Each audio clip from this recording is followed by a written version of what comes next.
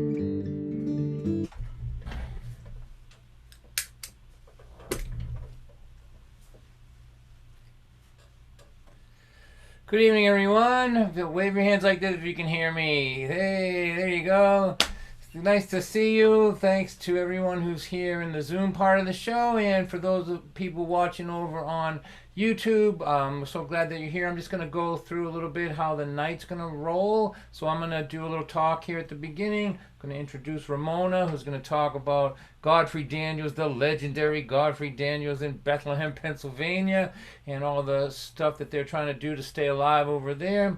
We're going to have a opening song from a good friend of ours, and then I'll come out and do my bit for an hour or so. Then we'll have an after party, and we'll see who shows up at that, and we'll have a little song swap there if you want to hang around. So one of the things that we do for those of you that are in the Zoom part of the show, we like to unmute people so that so I can hear people laughing and applause, and people can yell at me if they want and stuff like that. Although we do have the power to mute you if you behave irresponsibly. So if you're in a quiet place, I'd like you to raise your hand, and you can do that in Zoom by clicking on your participants icon down the bottom there. It's the two little bodies on the bottom. When you click on that, here Brandon will give you a little tutorial here.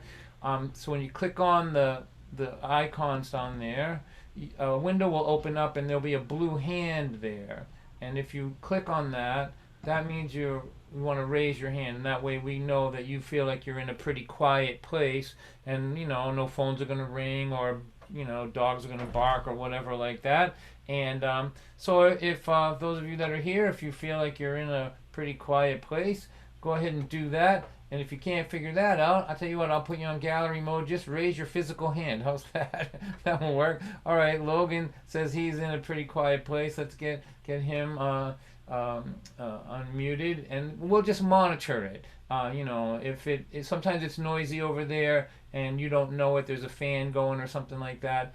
But if we have a few people unmuted here, it's better for me. I feel like I'm not just playing to a screen. So there you go. All right. So let me introduce to you our friend Ramona, who is the person who is making Godfrey Daniels happen in this world, and has been doing so for a long time. And she's going to talk to you just a bit about the venue and what they plan for the future. So here, those of you that are not muted, you can applaud and we can hear you, and the rest of you just wave your hands like this. Thank you so much, Don. I'm so happy to be here. Welcome, ladies and gentlemen. Thank you so much for zooming in with us this evening.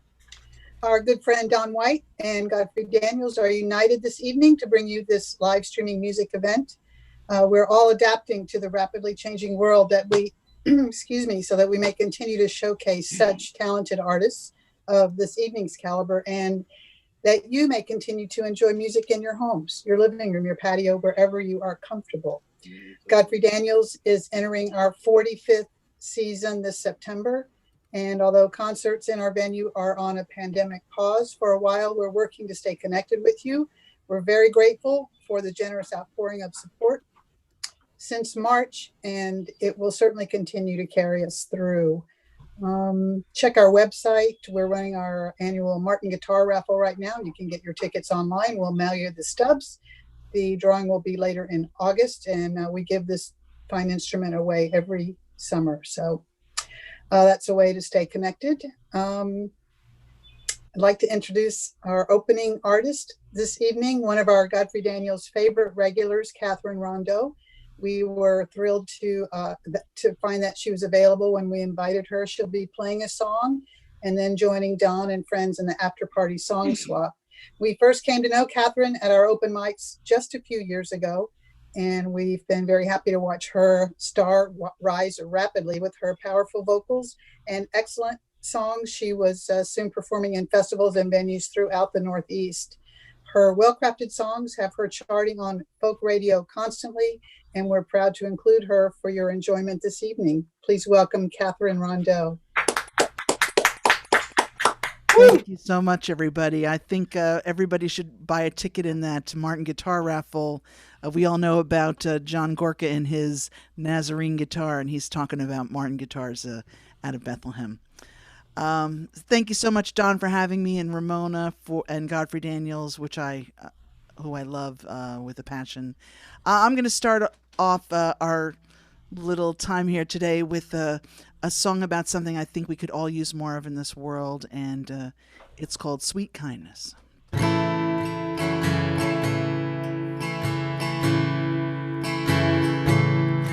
I have often relied upon the kindness of strangers,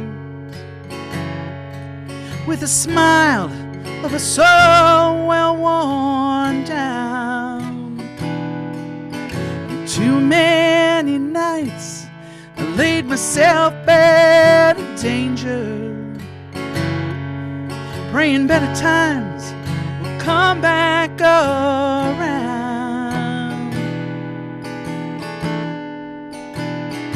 looking for some sweet, sweet kindness. I'm looking for some sweet, sweet kindness. We all could use a little sweet, sweet kindness. Hope it won't be long, 'cause I'm not that strong.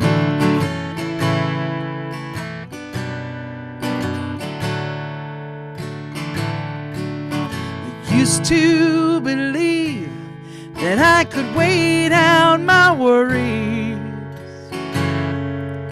that things would shake themselves right. But troubles have turned, and now I'm too tired to hurry.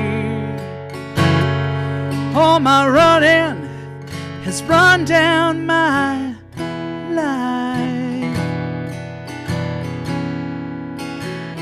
I'm looking for some sweet, sweet kindness. I'm looking for some sweet, sweet kindness. We all could use a little sweet, sweet kindness. Hope it won't be long, 'cause I'm not that strong.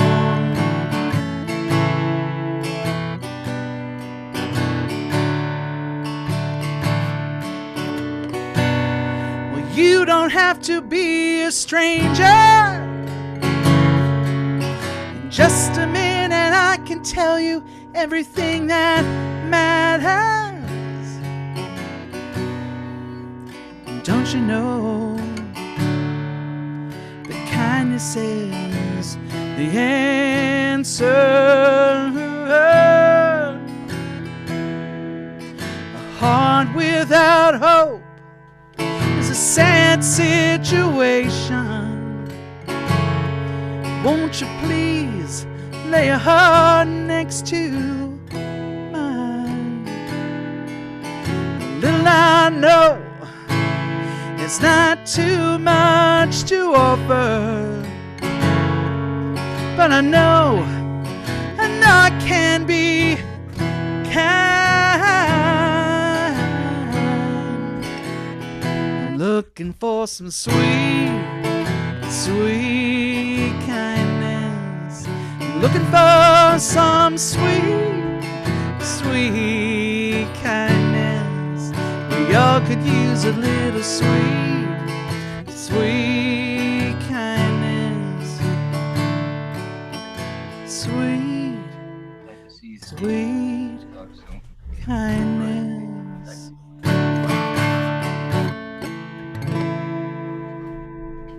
Oh, good. Great, Catherine. Thank you, everybody. Thank you so much. Well, I have the awesome job, or as they say in Massachusetts, the awesome job, of introducing our key performer for the evening, Mr. Don White, who I actually have had the privilege of sharing the stage with him on several occasions, and it's always a very fun time. So there's no one word you can kind of use to describe Don White. He's an award-winning storyteller, a comedian, an author, a C student, from what I understand. He mixes his music with laughter, and he's got the best head of hair in folk music. Joe Jenks, me, no. I'm combing mine right now. You better watch. If you ever see him unleash that beast, you'll know. Oh my Look at it! It's gorgeous! So, ladies and gentlemen, let's give up our voices and our applause for Mr. Don White. Oh, that's beautiful. Right. Some families got brains, other families got hair. My family didn't get either one, Donnie. I'm so glad to be here. Thank you everyone for coming. I know it's a busy time of the year and all of that, so the fact that you're spending a little time with us, we'll try to have some laughs here today, take your minds off your troubles, and maybe throw a little heart in there if it's at all possible. But thank you for spending time with us. Those of you that are in the Zoom part of the show, thank you very much. And those of you watching on YouTube, appreciate you very much. And let me just play something to get us started here. Our kids are grown, they're both in their 20s. They live at home, they are never gonna leave. And why should they go? They've got it good here, you know. Their food, their phone, their rent is free. They would have to be out of their minds to leave. But I was thinking, what if things were different? You know, living here at home with you and me. What if we decided we could act like they both did when they were in their teens? So wake up, mama, climb out of this window. I've got the key, let's steal our daughter's car. And we'll both get really drunk, we'll put a big dent in her trunk. And we'll drive real fast on the thoroughfare. If we get a speeding ticket, hey, we won't care. We'll be the ones up all night acting wild. They'll be the ones up all night worrying. Wake up, mama, climb out of this window. Come on out, be 16 with me. Picture our kids calling all of our friends up and asking them if they know where we are. Of course, all our friends will lie. They say they ain't seen us all night, but we'll be standing right beside them while they're on the phone, smoking and drinking and carrying on. When we come strolling home on Sunday morning, you know, around 10 o'clock while the neighbors walk to church, our kids will ask us where we've been, and then they'll ask us again, and we will just make up a great big lie and swear that it's the truth till the day we die. And they'll be the ones trying to find the truth out, and we'll be the ones who are lying through our teeth. And under pressure, we'll confess that we had unprotected sex. That will gross them out so much they might just start to think about moving out. If turnabout is fair play in this life, then what better way to encourage them to leave than to give them both a dose of what it was like to live with them when they were in their teens. So wake up, mama, climb out of this window. I have got the key, let's steal our daughter's car. We'll both get really drunk, and we'll put a big dent in her trunk. And no one will know where we are till we come home in a police car. We'll be the ones up all night acting wild. They'll be the ones up all night worrying. Wiggle, mama, climb out of this window. Oh man, be careful. You're not as young as you used to be. That's 40 feet down there. I should have brought a ladder probably. You know what? The kids are both drunk and passed out. Let's just go out the front door. Come on out and be 16 with me. There you go. All right. I let this mess down on my head. Now I'm hot. Wait a minute. Hey, get rid of this crap. All right. So there you go. All right. I'm so happy to be here. I'm so happy to be connected with some human beings, at least virtually. It's just all right. So here's a song from my most recent album. It's called Live at the Guthrie Center. That's right. It was recorded at the Guthrie Center in Great Barrington, Massachusetts. Which, for those of you who are old hippies out there, and I know you're there, I can see you in your little gray-haired boxes. I can see you there. I can. For those of you that are old hippies, you know that the Guthrie Center is the church that Arlo Guthrie took the garbage from and dumped it down there in the town of Stockbridge and created Alice's Restaurant. So he bought the church in the 90s and he does concerts there, and it's a community place. It's really quite a good place to check out and to do. So I was lucky enough to play to record an album there, and it's called Live at the Guthrie Center. Here's a tune that I'm practicing because I know someday I'm going to be able to take my wife out and go out to a club, and I just want to be rehearsed for that moment when I get there. I've got $300 bills that are all Got $300 bills that are all brand new. They are begging me to think of something cool to do. How about I'll take you downtown, spend them all on you. I don't want to stay home tonight.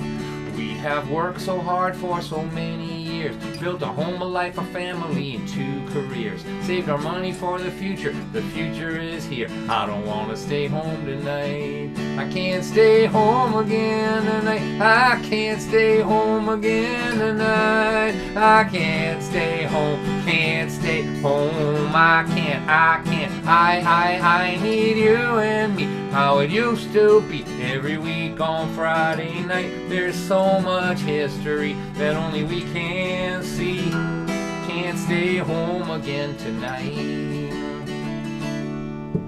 Me and Michael, Johnny, Richard, Ruthie, and Joan all had bouts with cancer last year, you know. If cancer was a man, I would punch him in the throat. I don't want to stay home tonight. And time isn't sentimental, it doesn't seem to care about your plans or your hopes and dreams. It just keeps track of your minutes and it wipes the slate clean. I don't want to stay home tonight. I can't stay home again tonight. I can't stay home again tonight. I can't stay home, can't stay home. I need you and me, how it used to be. Every week on Friday night, there's so much history that only we can see. Can't stay home again tonight. Well, I know we can't party like we did before. Can't stay out till 4 in the morning no more. But the house is paid off and the kids are all grown. What the hell have we been working for? Let's take a nap. Take our inhalers. Take a multivitamin. Then go out to hear some music with all of our friends who didn't die from the way we used to party back then. I don't want to stay home tonight. And time isn't sentimental, it doesn't seem to care about your plans or your hopes and dreams. It just keeps track of your minutes and it wipes the slate clean. I don't want to stay home tonight. I can't stay home again tonight. I can't stay home again tonight. I can't stay home, can't stay home. I need you and me, how it used to be. Every week on Friday night, there is so much history that only we can see. Can't stay home, can't stay home. I can't stay home again tonight. Woo! Woohoo! All right. But of course, I am going to stay home tonight. No.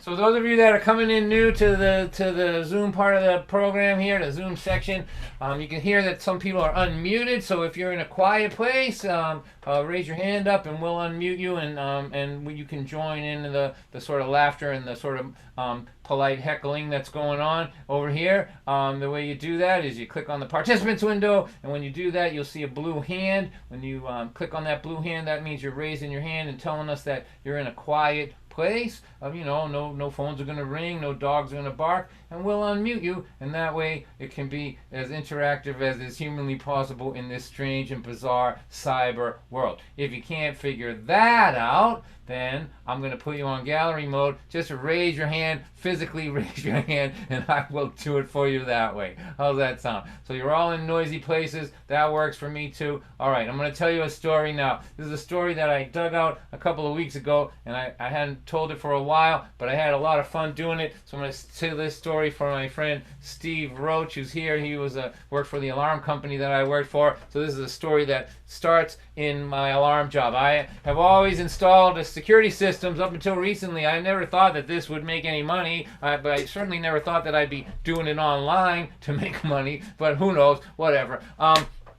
So I always held a day job. I'm like my dad. My dad was a World War II guy, and he would rather cut off an arm than remove a stream of revenue. So I held my day job until I couldn't physically possibly do it anymore. I was on 40 airplanes a year and hitchhiking, and traveling and doing shows and still trying to get up and do my alarm job, which was dirty, hard work, as Steve Roach will tell you. Now, maybe, I don't know, a couple of years before I quit doing alarm work, I was swinging a hammer in Boston, running fire cable in this old building, right? Boston, this part of Boston is called the South End, was, you couldn't give a house away there in the 80s, right? Now, $20 million it cost for a house over there, right? So we're in there, so like turning these old, places into mansions for rich people, running fire cable and all that stuff. And all day long, I have a sharp pain running down my left arm. Sharp pain, left arm, old people. Anybody want to talk about this? Right?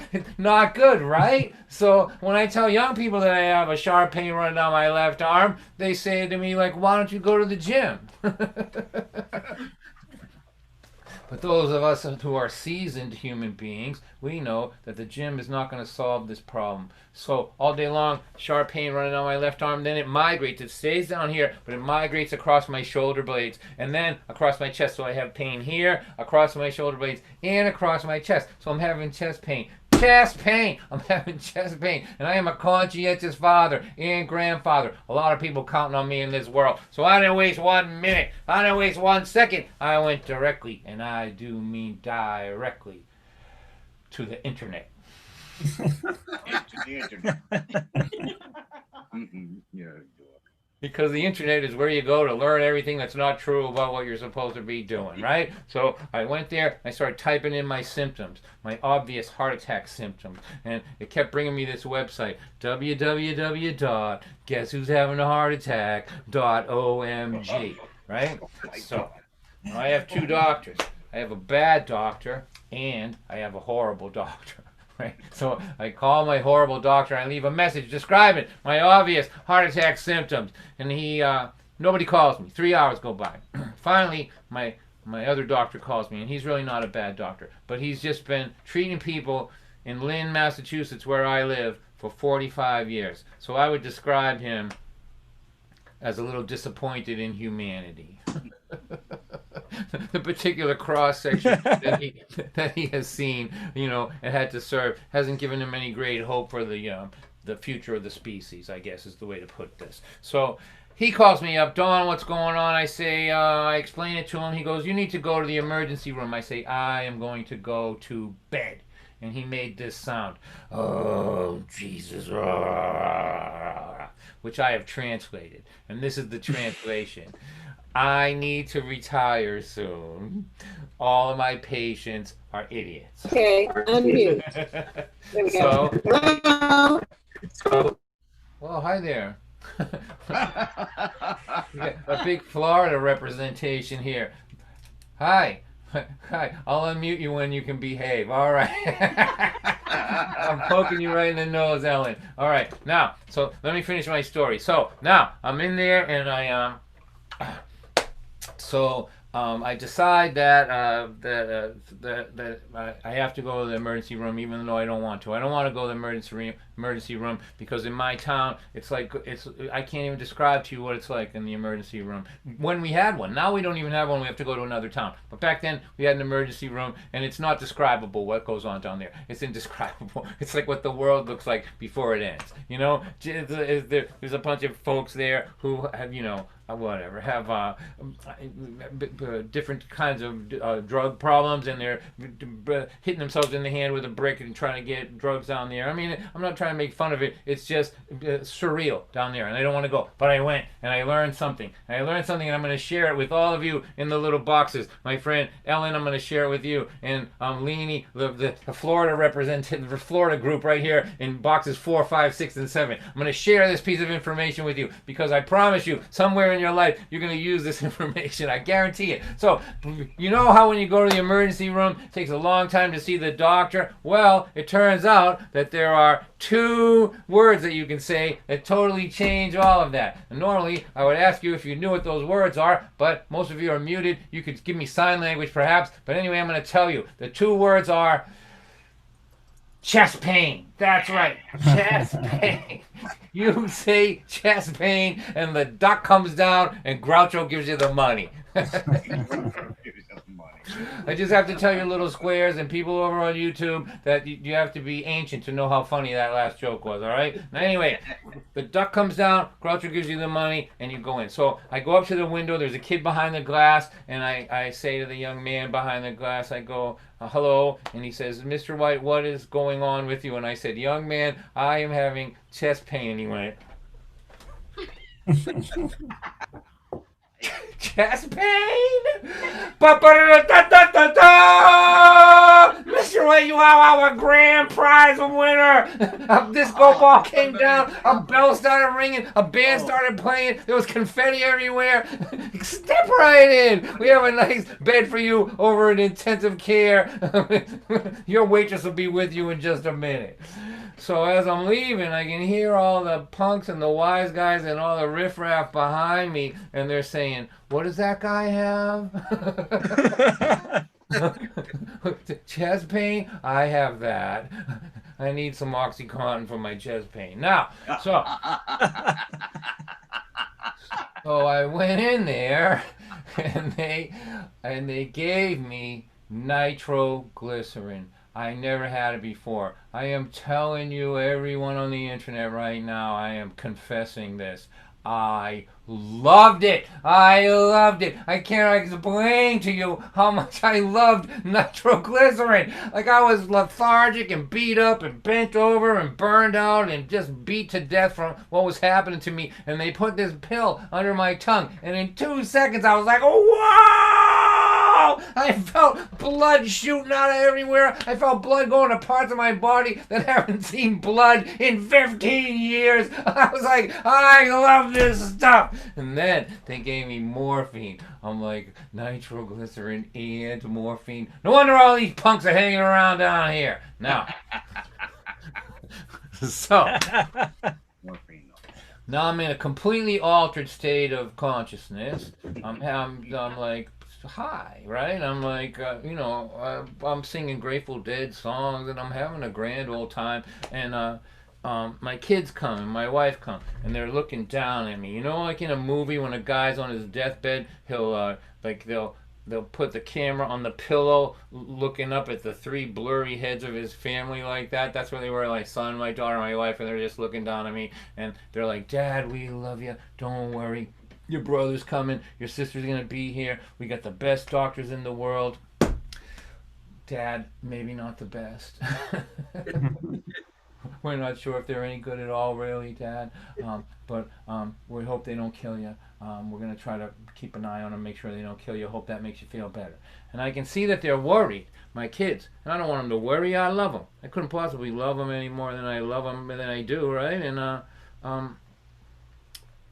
I know that I have to say something comforting for them, right? So I'm going to, and I want to, and I want to, and I'm going to, and I want to, and I'm going to, and I'm going to, and I want to. But I must remind you, at this point in the story, I'm in a significantly altered state of consciousness. So back here in the right rear quadrant of my cranium, I manufacture the comforting thing that I intend to speak to my family so they won't worry. And I'm hoping that when I open my mouth up, that it makes the long journey over and around and out. But I'm not sure what's going to happen. So I open my mouth up to say the comforting thing, and this sound comes out. Woo! I'm like, have you guys ever tried nitroglycerin? It's unbelievable. Woo!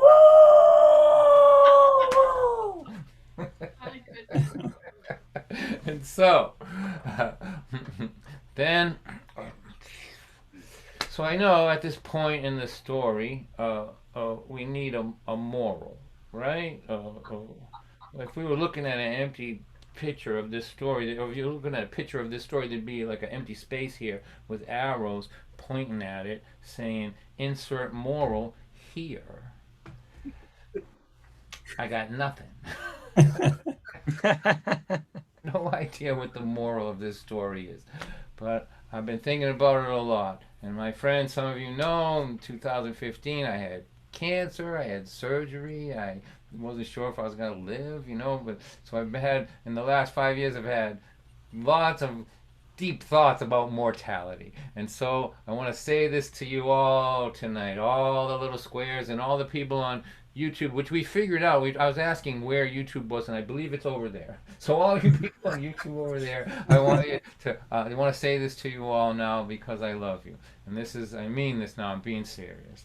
Well, if anyone tonight watching this concert, from wherever you are in the world, any single person, any one of you has any extra nitroglycerin,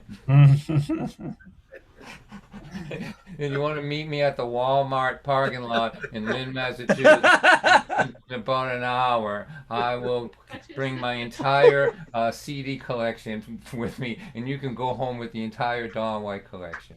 So that's my story. Applaud if you're unmuted, and do this if you're not. Yeah, right. That was great. That was great. I've got my small bottle, Don. I'll bring it over there. I'll be there. You got some nitroglycerin for me? All right. So, Ellen Buxtell, can we unmute my friend Ellen just for a minute? I haven't seen her in so long. She was one of the last concerts I did in Florida before the world got all stupid. Let's see. I just want to talk to you just for a second. I don't like to start the show this way, but I do. There. Ellen, can you unmute yourself, hon? Yeah. Yeah. All right. So, Yeah. there you go. Oh man, you're living in the woods, aren't you?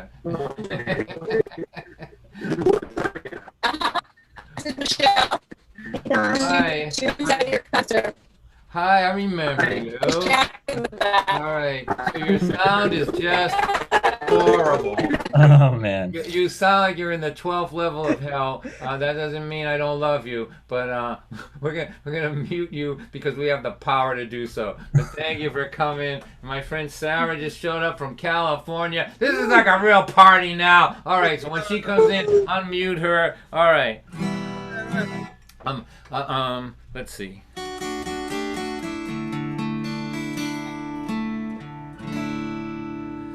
Here, let me do this one.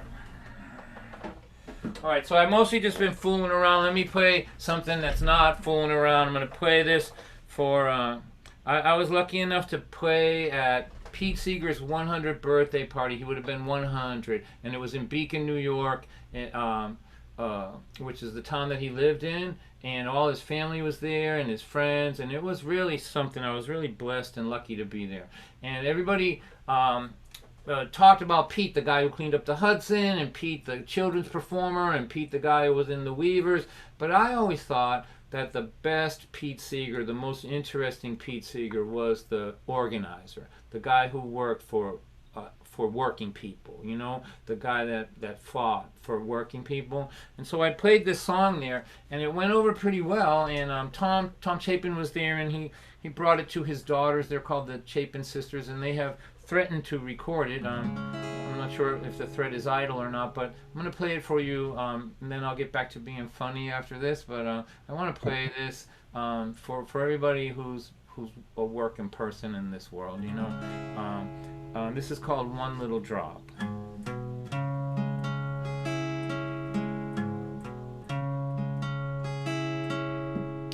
All the work gets done in the valley. All the money rains down on the mountain top. When the money trickles down to the people in the valley, it's only one little drop to feed the family. One little drop to pay the medical bill. One little drop to pay the mortgage to the banker who sold it to the man at the top of the hill.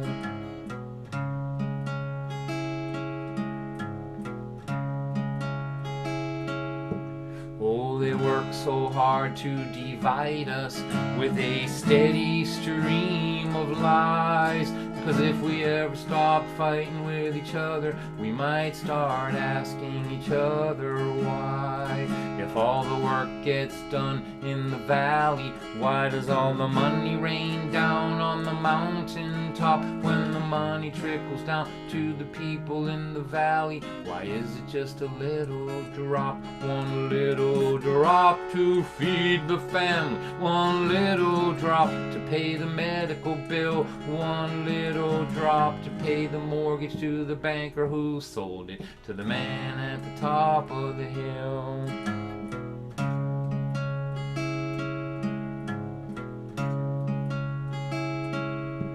Just keep buying those politicians and those TV newsmen too. Make them say every day that my problem is my neighbor, when I know that my problem is you. Just keep lying about corporate tax breaks, how the jobs are gonna trickle down. But beware of the day when the people say that they are sick of being trickled on. One little drop to feed the family. One little drop to pay the medical bill. One little drop to pay the mortgage to the banker who sold it to the man at the top of the hill.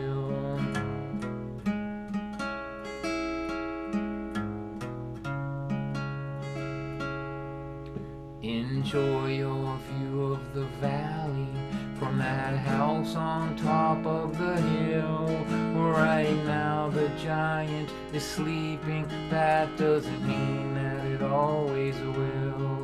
'Cause when the sleeping giant starts moving, it is impossible to stop. Every flood that ever washed a city away, you know it started with a little drop. One little drop will start an ocean. One little drop will start the rain. One little drop will start the flood that's coming to wash the gilded city away. If all of the work gets done in the valley, why does all the money rain down on the mountain top? When the money trickles down to the people in the valley, why is it just a little drop?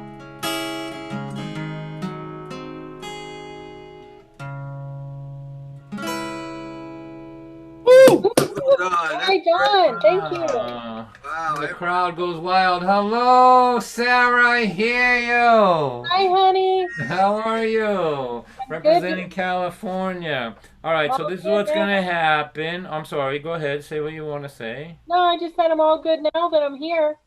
You know, you're the best. Sarah comes every week. I keep trying to think of new stuff for her. She keeps making me play songs that I haven't played in 25 years. But Thank you, Sarah. I want you Love that. All right, let me. How about I'll play that one that I played for you last time. I hadn't played it. Project Girl. Want to hear that, Sarah? I do love that song. All right. Great song. It's fun. All right, so this is what's gonna happen. I'll play this. I'll play this song, and I'll play one more song. Then we will take a 2-minute break. It's not an intermission. It's just a chance for me to splash water on my face and for you to donate if you want. So let me just say this to all of you, and I say this every week. This concert is free, and if you don't have any money, man, I love you. I have been without money so much in my life. Don't worry about it. You're welcome here. You never have to feel uncomfortable if you're broke and you're at my concert. And I mean that after this is over, even when I'm out touring. If you don't have any money, call me and I'll figure out a way to get you into the show. I want you to feel welcome. But those of you that are doing okay, we're going to put up like Venmo and PayPal, and it will help Godfrey Daniels, which is the partner that we're with tonight, and it'll help the Don White Ramen Noodle Fund here in Lynn, Massachusetts. All right. So let me play this song. I'll play this song and then one other, and then we'll take just a 2-minute break. We'll think of it as passing the hat, kind of, and then I'll come back and play to about 20 past or so, and at that point we have an after party with some special guests, and we just hang around and play a little bit, so you're welcome to hang around for that. But if you have a long ride home, I won't take it personal if you leave. All right, so here.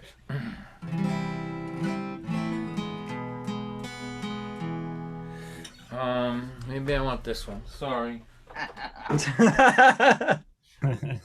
I was more organized when I was younger. I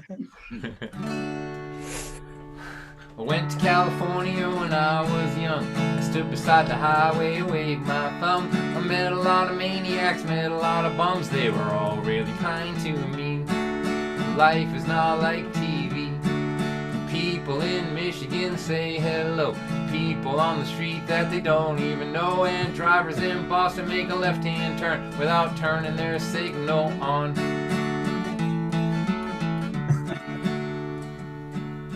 In 1993, if you were talking to yourself walking down the street, it was sad because it meant that you were crazy. Now it means that you're a businessman. It's not crazy, but still kind of sad. I went to California when I was young. I stood beside the highway, I waved my thumb. I met a lot of maniacs, I met a lot of bums. They were all really kind to me. Life is not like TV.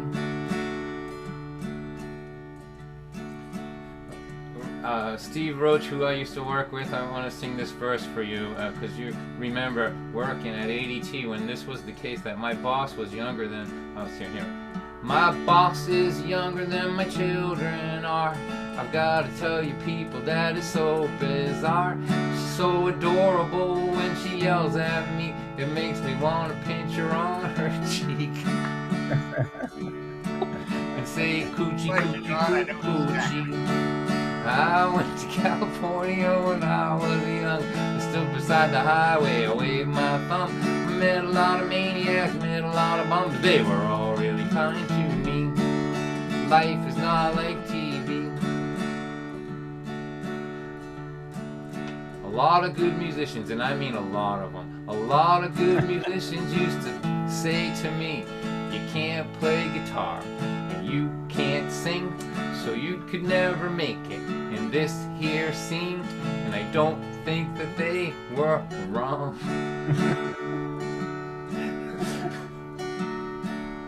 But I wonder where they all have gone. I went to California when I was young. I stood beside the highway, I waved my thumb. I met a lot of maniacs, met a lot of bums. They were all really kind to me.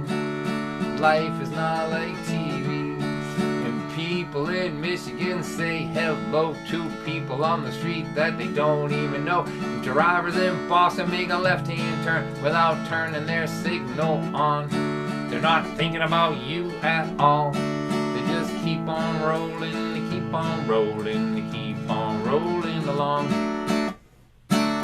All right. Don, all right. Nice. Thank you, Don. Oh, you're welcome. I got Project Girl in store for you later on too. Don't worry. So Okay. I'm gonna sing this song, and I want to say that my friend Ellen Buxtell is here, and her sound is not very good on her thing, but I love this person a lot, and this is a song that I've had the pleasure of singing with her. I've sang it with a lot of people over the years, but Ellen is just a fantastic harmony singer, and every time that we've sung it together, I always felt like I was lifting up off the ground a little bit because of how beautiful her harmonies are. So nice to see you, Ellen. We can't sing on Zoom because of the delay, but sooner or later somebody will figure this out, and we'll be able to do this from Florida to Massachusetts. So do this song. Actually can. Says who? The Blue Yeti microphone. If I've discovered, I do live streams myself. Yeah. And if you use like Blue Yeti microphones, you can actually, it sounds like you're in the room with the person.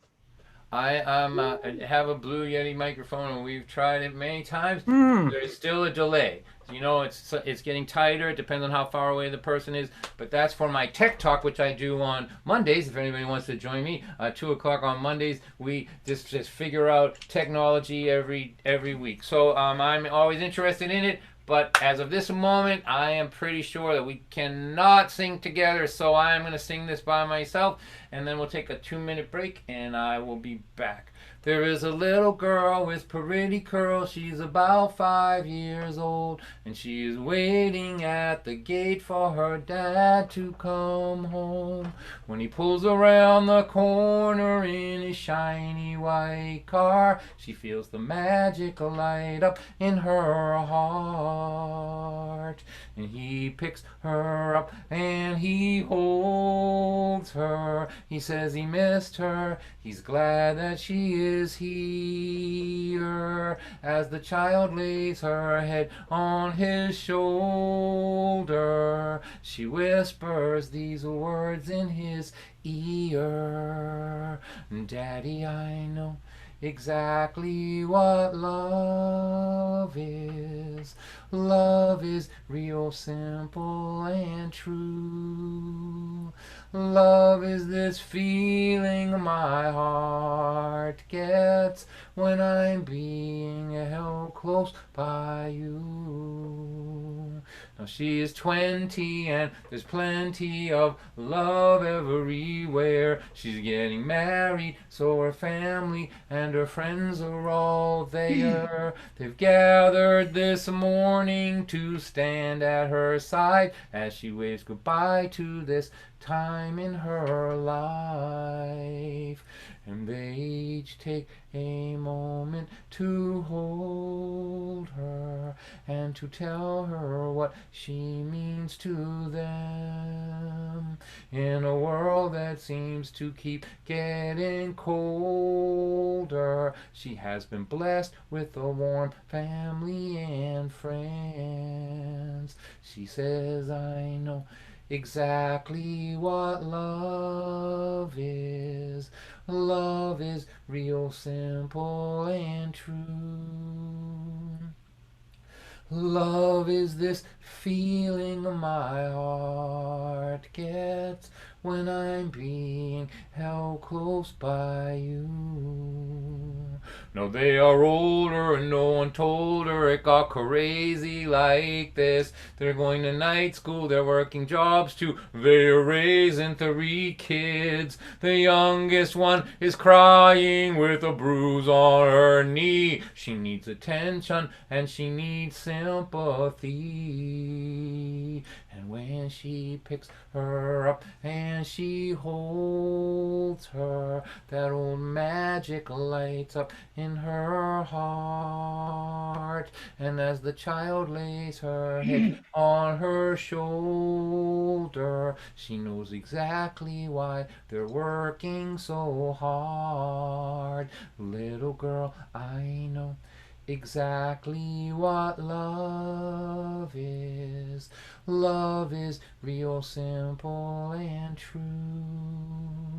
Love is this feeling my heart gets when I'm being held close by you. Now they are 60 and their history spans 40 odd years. They have buried their parents, now their grandkids are here. There's something about the way they look in each other's eyes that speaks softly about the meaning of life. And when he puts his arm out to hold her, it feels so familiar and warm. She thinks love is an expanding endeavor till your last breath from the moment you're born. Now she is 80 and she hates being in this nursing home. Her man's been gone now for a long while and she feels so alone. She closes her eyes and she begins to pray that a little comfort might just come her way. And God lifts her up and he holds her. And she remembers this feeling she has. She is not a woman whose life is almost over. She's a little girl being held by her dad. And God, I know exactly what love is. Love is real simple and true. Love is this feeling my heart gets when I'm being held close by you. And God, love is real simple. Love is real simple. Love is real simple and true.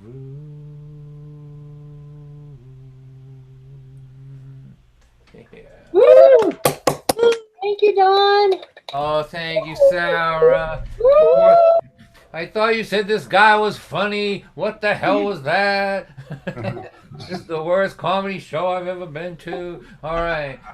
I wouldn't leave you with that. That's just something for a 2-minute break. And I'll be right back. Stretch a little bit, and I'll see you in just 2 minutes.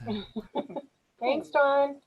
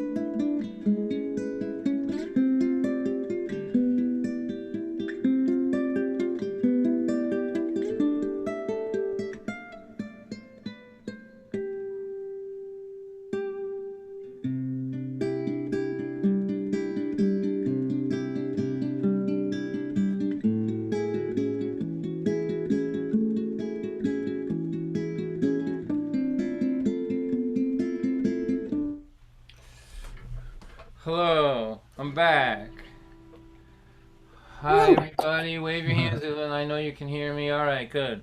All right, so here. I'm gonna... All right. So let's see.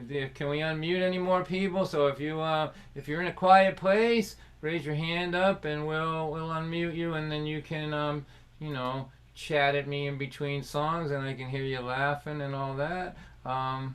We've got a few unmuted now.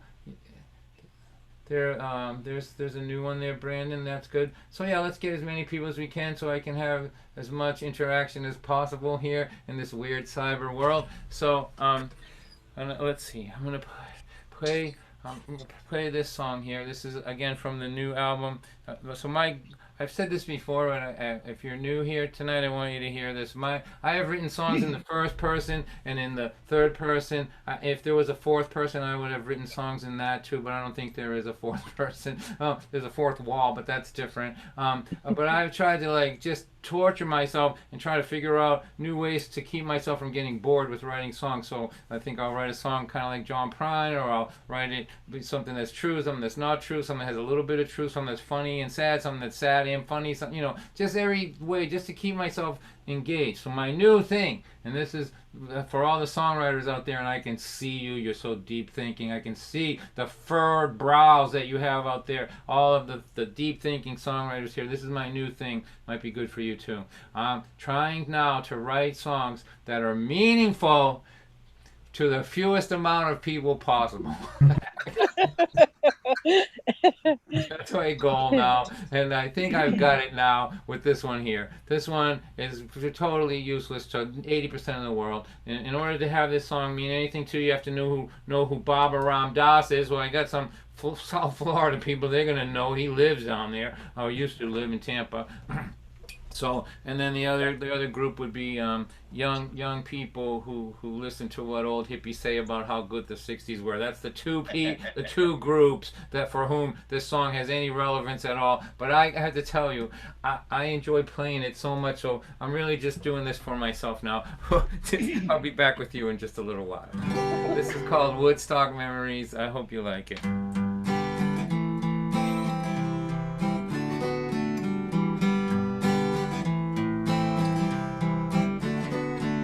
Jenny's grandma went to Woodstock in 1969. She keeps her ticket stub and a chunk of mud at her house in the little shrine. She was always the girl in the hippie dress twirling at the shows by the Grateful Dead. If you ask her about it, man, you better sit down. Grandma will talk the ears right off your head. If you get her talking about the Grateful Dead, Summer of Love, or the Kool-Aid acid test. Jenny was always in her glory when she could hear the stories from her grandma's hippie friends about peace and love, taking care of one another, how great it all was back then. And that night she would dream of being on the bus with Keezy, seeing Jimmy in 69. But when she wasn't dreaming, she always had the feeling that somehow she'd been born in the wrong time.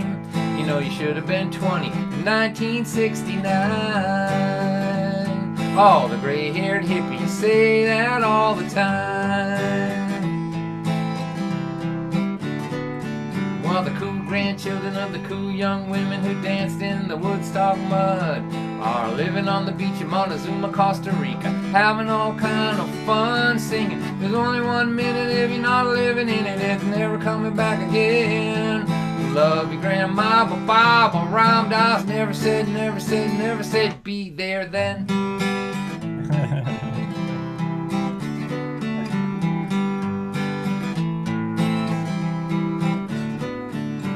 It is going to take a big leap of faith if you really want to find your tribe. And those were the first words Jenny heard in a song that she found online. And that summer she drove all the way to Minnesota to the Shangri-La Festival. And there they all were, all the people like her who grew up believing that they were all alone.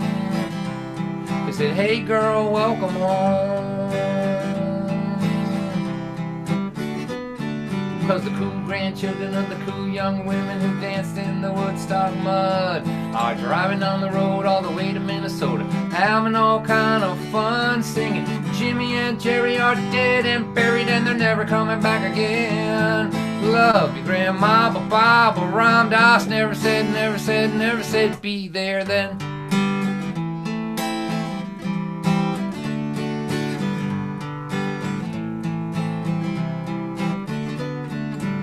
Jenny's grandma went to Woodstock in 1969, and since then she believed there was never gonna be a better time, and that's alright. But if you don't take your big leap of faith and get out there and find your scene, it will pass you by while you are trying to find your grandma's long gone Woodstock memories. Her Woodstock memories.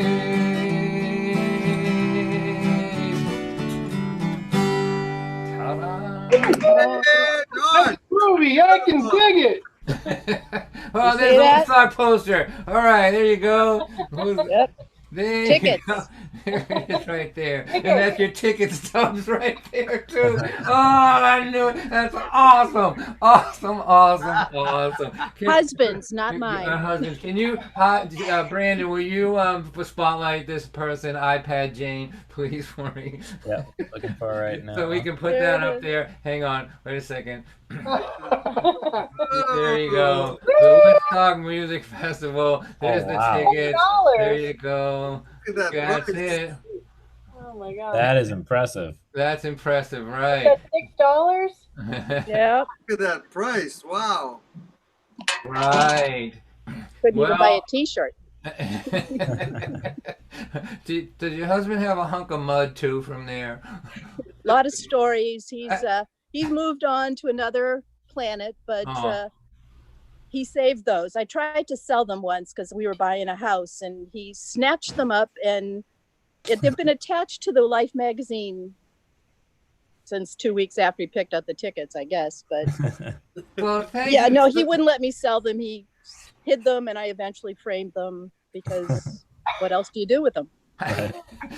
Thank you so much for sharing that. But you know, in some ways the Zoom is very annoying, in other ways it's very cool. So Yeah. that was a very cool moment right there. So let He me got a play- lot of crap for going to that concert when he went back to his job working for a Boston Edison line construction crew. They busted his butt for the day, and he was exhausted. Right. Had to go back to working with the crew after being in Woodstock all weekend. All right. Didn't go well. All right. Well, you know what? You should hang around at the end here. We'll chat more about Woodstock. So I'm gonna play 2 more songs for you, I think, and then we'll take up just another minute break, and then if anyone wants to hang around, we'll have a little song swap with Katherine and have special guests hanging out here secretly as well. So I want to play this. I haven't played this song now, I'm going to say, in 25 years, probably. I'm going to think of at least that long. And I was thinking about it today. So, you know, one of the weird things about writing songs when you're 20 that are predicting the future is that when you play them in later, you are the thing that that you were predicting, right? You know, so I had a job in a nursing home in Maine, and I would write songs in my little workshop, right? And I wanted to be famous. I had moved to Maine to be famous, which, you know, just shows you my business sense, really. Just like I was like moving to the moon to be famous, right? And so I just couldn't see how it would happen. And I wrote this song. I saw this is how this I was 20 years old, and I had a mustache, and there was two gray hairs in it, and I saw them, and they started talking to me like this is the future. Someday you'll be 63 with a head mostly gray, playing in your in your office to people on a computer. You better get your shit together now, is what these 2 gray hairs were saying to me. And so I'm gonna play it. and I have to tell you, it's so surreal for me to remember back how I felt back then. Like I just couldn't understand how it would happen, how I would have fans, I'm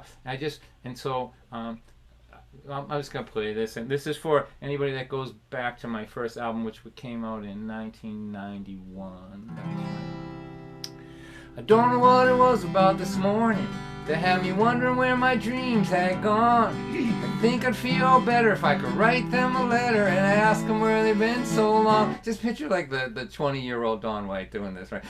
I don't know what it was about this morning that had me wondering where my dreams had gone.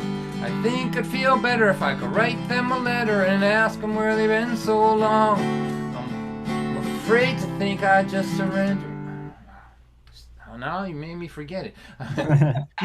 Don't know what it was about this morning that had me wondering where my dreams had gone. I think I'd feel better if I could write them a letter and ask them where they've been so long. This is so disappointing.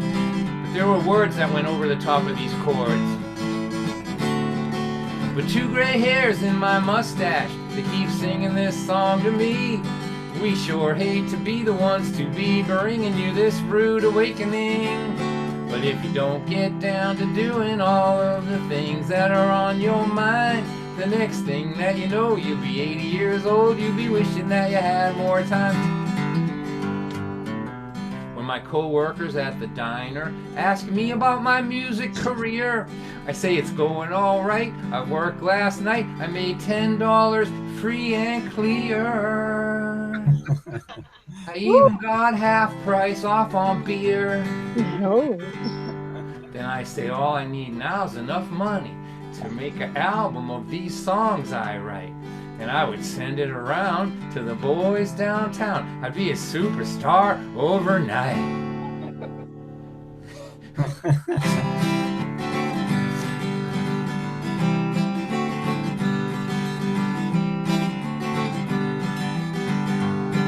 These 2 gray hairs in my mustache keep singing this song to me. We sure hate to be the ones to be bringing you this rude awakening. But if you don't get down to do all of the things that are on your mind, the next thing that you know, you'll be 80 years old, you'll be wishing that you had more time. I had a nightmare last evening. It blew me right out of my bed. An orderly man came in to empty my pan. I looked up at him and I said, all I need now is enough money to make an album of the songs I write. I'd send it around to the boys downtown. I'd be a superstar overnight. He said, sure, Mr. White. Does your catheter feel too tight? Does your cream of wheat taste right? I see you've hardly touched a single bite. 2 gray hairs in my mustache keep singing this song to me. We sure hate to be the ones to be bringing you this rude awakening.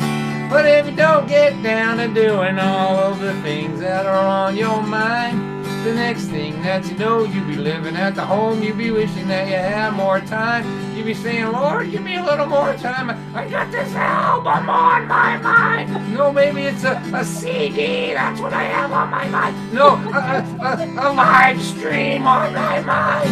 I like to do it on down the line. Tell the Grim Reaper I feel fine.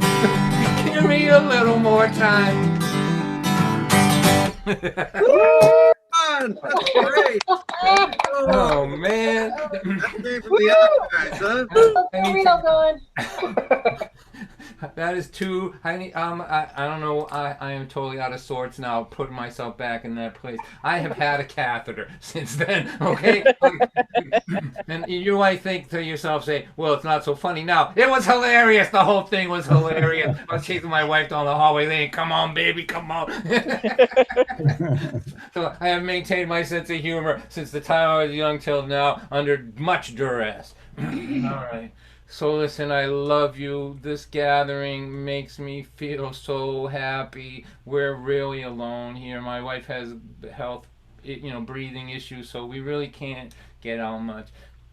And so this really makes me feel connected, and I'm grateful to you for supporting me and for supporting live music. I want to talk to popped over to YouTube while we were off for a second there, and I see that my friend Bryn is there. She's still there. Bryn, thank you for coming. Bryn lives in Chicago. I'm hoping to get out there sometime again and see everybody in Chicago. My friend Owen Kennedy was over there. Owen, I love you. I hope things are good for you up in Maine. And Michelle Held was over there, and everybody over in the YouTube part of this, thank you for coming and participating. You're welcome to hang around with us after. We just do a little song circle and chat a little bit. It's kind of like we close the door of the bar and let the audience hang around with us. There's nothing, it's it's fun for me, really. What it is, I get to hang out with my friends and play some songs. So I'm going to play this last one here. And this, I try to do this every week. I try to remember this every week, and that I'm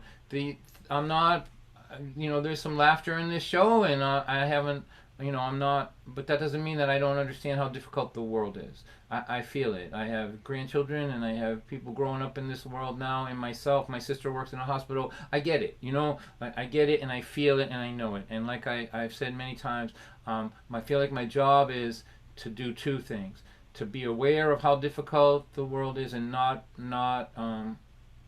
pretend it's not that way, not deny it, not ignore it, but be aware of it and learn and respond if I have to, and be functioning in the world. Who you are in hard times is who you are, right? So so there's that. But I'm also feel like I'm defending my joy and my mischief and my playfulness.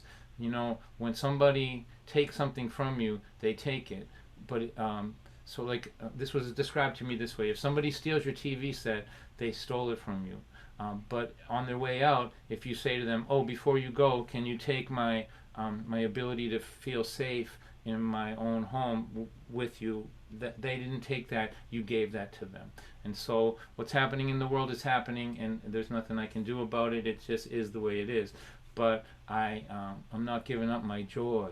I'm defending it. I'm defending my playfulness. I have a grandson here. I was crawling around on the floor with him and playing games with him today and teaching him how to be naughty. That's my job in this world. And so I want to say that to you all. And the point is, I know I'm pontificating, but I just feel like I just need to say this all the time, just to remind myself.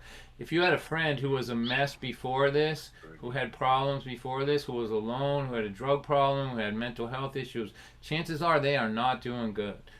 So give them a call. Like, use the humble telephone. That thing does more than take pictures and throw text. You can actually call someone on it. And sometimes I do it once a week. I have a Rolodex, actual Rolodex, and I'll call somebody and, just flip through, and somebody I know is alone.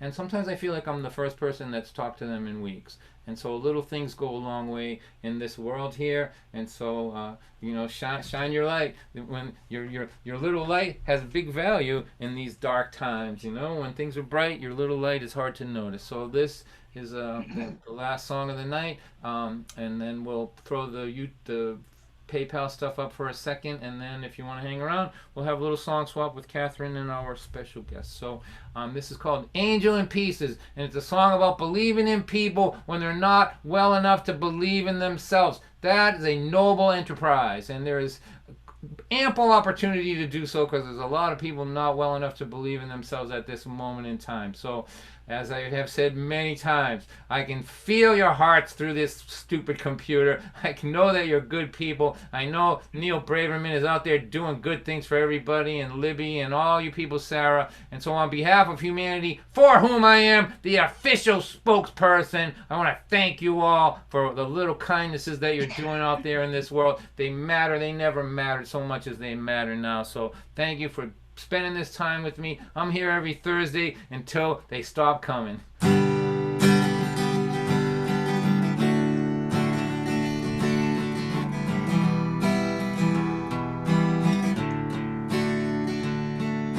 She walked into the room like she was walking off a cliff.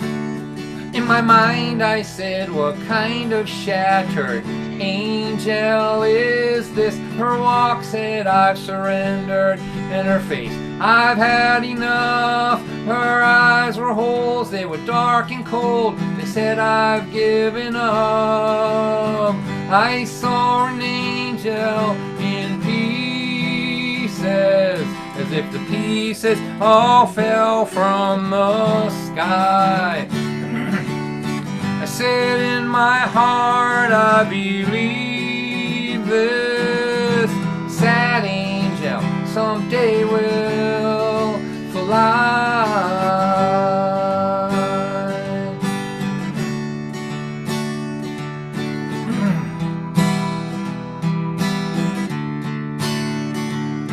You know, life rains down so hard upon some people that we know. It tears their faith and their hope away, and they walk around like ghosts, and we see them as they are breaking, and as their spirit dies. But deep inside, we still believe they will come alive and fly. I saw an angel in pieces, as if the pieces all fell from the sky. I said in my heart, I believe this sad angel someday will fly.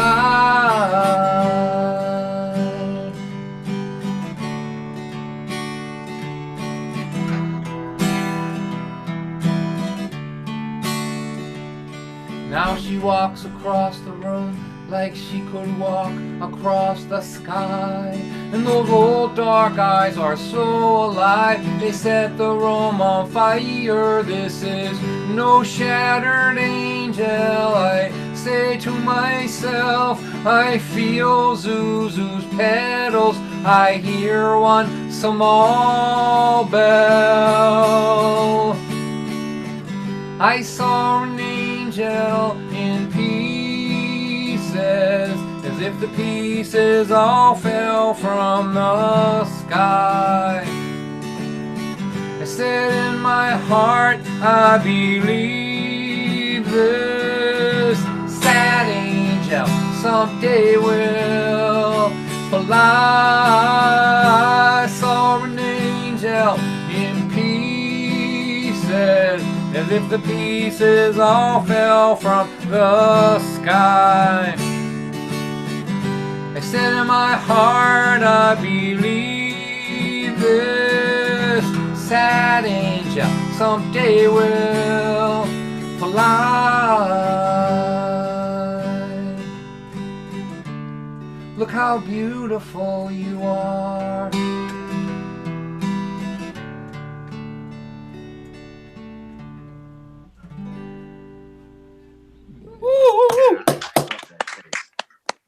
Beautiful, Don. Beautiful. Thank you, thank you, thank you. Thank you. Thank you. All right, so here you go now. We're going to throw the Venmo and the PayPal stuff up, and you can support Godfrey Daniels, a legendary venue and that is, you know, struggling. They're closed, right? So this is a place that's put music out into the world for decades, and, you know, if you can afford to throw a few bucks in, and we'll help them survive to the end of this. And also, we'll be splitting it with them, so, you know, keep the white family and beans and rice over here. Now, those of you that have a long ride home, like down the hallway and into the living room or whatever, Don't do it. Don't worry. Don't worry. Don't do it. Sarah's telling you that the after parties are the stuff of legend, but that doesn't mean anything. It's okay. Might not be your cup of tea. Who knows? Go ahead, leave. I'm okay. I'm okay. You've already done plenty for me tonight. But if you want to hang around, it gets very informal, and you never know who's gonna pop in and play a few tunes, and you'll see me really enjoying myself, because I deliberately try to find people that I want to hang around with, because I can't drive over to their house anymore and see them, so I drag them to my after party. So, all right, so 2 minutes, and I'll be back. If anybody's here, we'll play some songs. How's that sound? Okay. Sounds good. I love you, Sarah. Bye-bye now.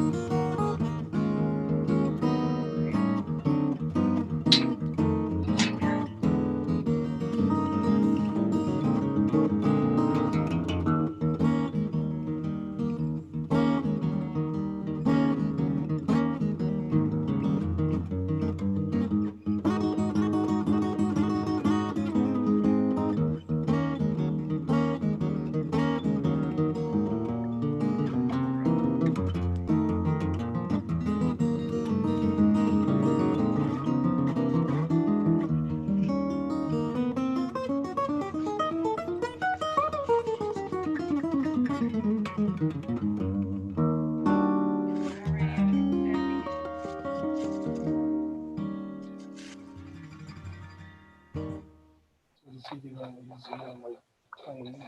never seen them now.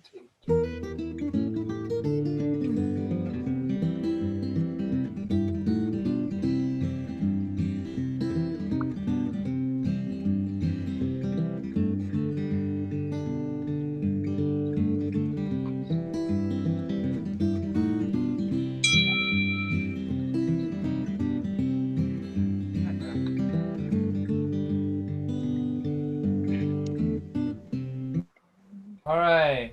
Look at that. The mighty 20 have stayed with us here, the wise ones. All right. So we're going to start out the song swap part of this section, of this thing, by inviting back our friend Katherine, who's been played at 7 o'clock, has been waiting patiently, suffering through this concert and coming back out. So I really want to hear some more from her. So how about we make some noise or wave our hands or do something to make her feel good? There you go.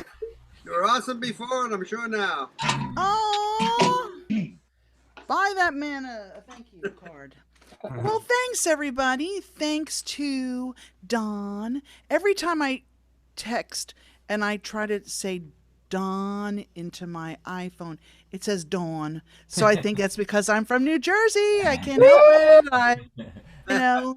Exit 161 at birth anyway in the house. So 2 things before I get started. First, thanks again to Don, as I said, for all this awesomeness. And I have to put in another lovely plug for the amazing Godfrey Daniels. As Ramona said, when I got back into, unlike Don, when I was a kid, when I was trying to get attention as a musician, I was like 11 years old and I had a guitar and I used to sit on the sidewalk in front of my parents' tract home in a development in New Jersey, and I would just play guitar to the street in the hopes that like some record producer like was going through Toms River, New Jersey, and got lost in my urban tract, suburban tract home development. So yes, it took me a while myself. But the thing I wanted to say about Godfrey Daniels was they have an incredibly important place in my heart for a million reasons. One of the many, many reasons is that they were kind enough to host my CD release show last year for my album Unfortunate Point of View. And it was just, it's always, anytime I go to Godfrey Daniels, I just feel like I am at home. And Ramona's there, and Dave's there, and Mark's there running sound sometimes, and like all my friends. So it's a wonderful thing. So I thought that I would actually play the title track off of that CD because it's been a very fun experience, and it's called "Unfortunate Point of View."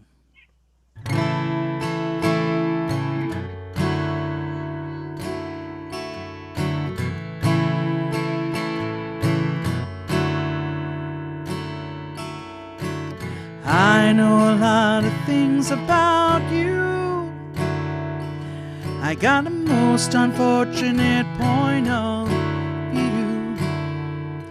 I'll answer any question that you ask me to. I learned as much from the lies as the things that are true. You learn as much from the lies as the things that are true. Oh,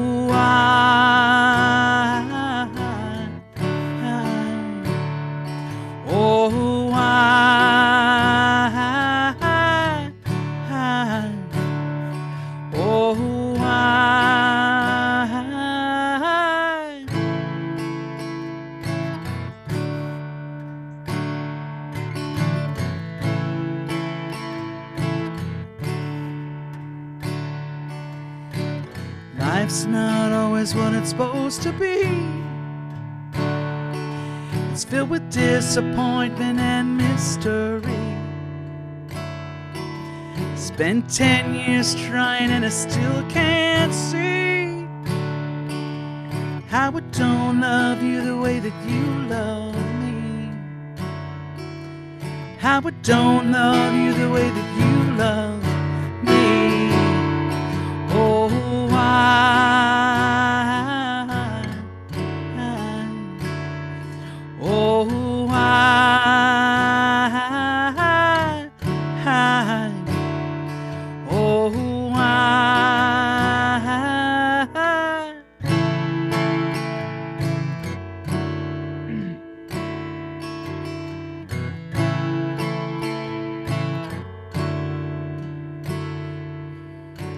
staring out in the deep dark sky. Breathe a wish as a shooting star goes by. I wish I may and I pray I might find you here beside me in the morning light. Find you here beside me in the morning light. Oh,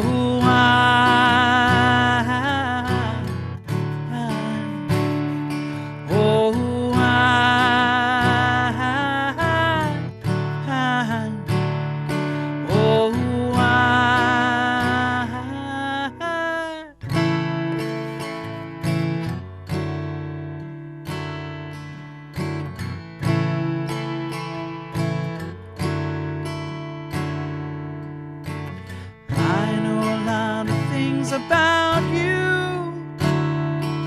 I got a most unfortunate point of view. Oh,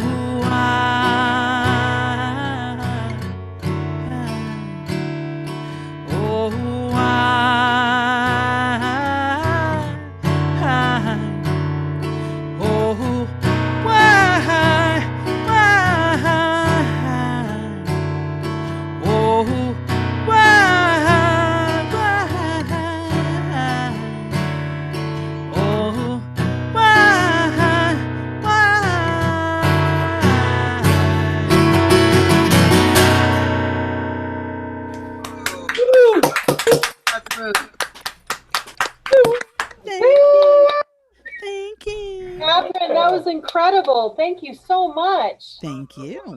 Oh, My pleasure. wow. That was great, Catherine. So I first met Catherine. I'm thinking this is right. You tell me, Catherine, it was in New Hampshire, right? I was with Christine on one of those tours, and I think that you opened the show or just came in. It was in Massachusetts. We did a couple of, I joined, Chris asked me to come up for a couple of shows in Mass for one of your birthday extravaganzas. Oh, so I that's did some stuff right. at the Bull Run. Right, there was a few of them, right? It was more than one show, yeah. Yes, it was And fun. And you killed it too, as I recall. Yes, I did. Yes, I did. It's hard to be humble, you know. When you're like, well, so I hope you'll hang around with us. We'll go around at least one more time. So I invited a friend of mine. So like I said, you know, musicians are used to playing with each other, right? That's one of the things that we really lost here in this thing. And so this after party gives me a chance to reach out to people that I know and just hang out with them and hear them play and you know, talk to them a little bit. So I asked my friend from Cape Cod to pop in tonight. He's cleverly disguised under an alias here tonight.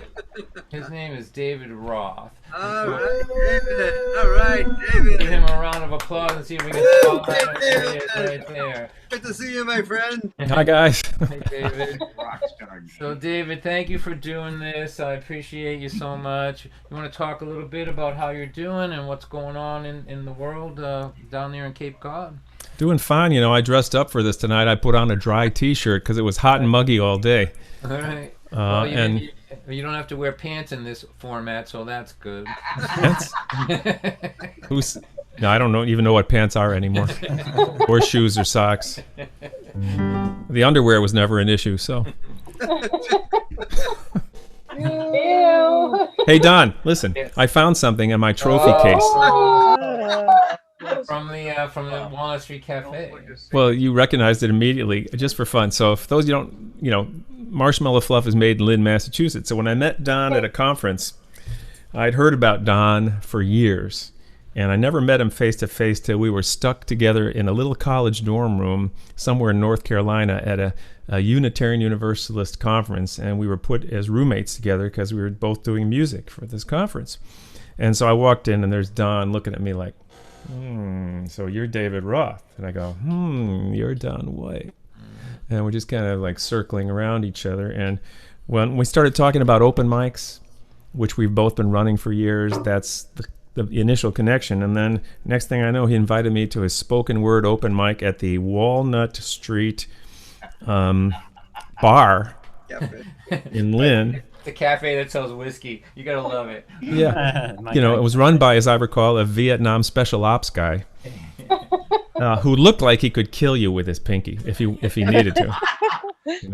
And all kidding aside, what I love about Don, besides his hilarity, and there's nothing more charming than seeing a screen full of you shaking your heads and laughing uncontrollably at his very heartful music. But this, when I was done at the spoken word open mic, they presented this. Everybody signed it who was at the open mic. It was my trophy, and it's on my trophy case. Hell, the expiration date is 2012. Still good. Still good. It's still Just a good. suggestion. No, I know. I'm going to do a time capsule and open it up one day and make a video of it and see what's inside, because I will never throw this container away. Everybody signed it. Nice. One person said, "Welcome to Lynn, David. If you want to come back, please don't eat this." Eat this.